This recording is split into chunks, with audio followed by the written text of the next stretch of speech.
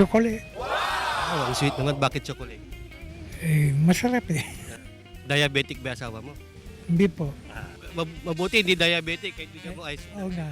Kaya chocolate ibibigay ko. Ano na lang, relief goods. Relief goods. Bakit relief goods? Para complete siya sa handa. Isang araw. Siguro pera na lang.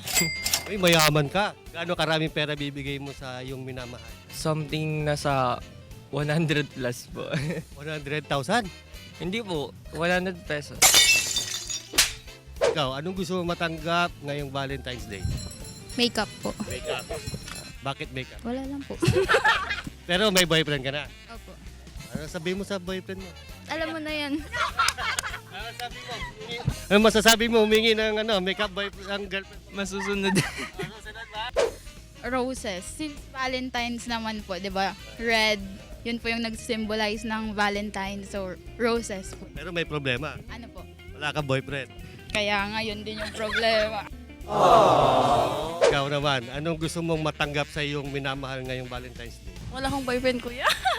Wala kang boyfriend. Wala po. So, walang magbibigay sa'yo. Wala po. Anong gagawin mo na pag walang magbibigay sa'yo? Wala po. Tutulog. Gusto ko pong matanggap ngayong Valentine's Day is pera. Kasi naghihirap na ako.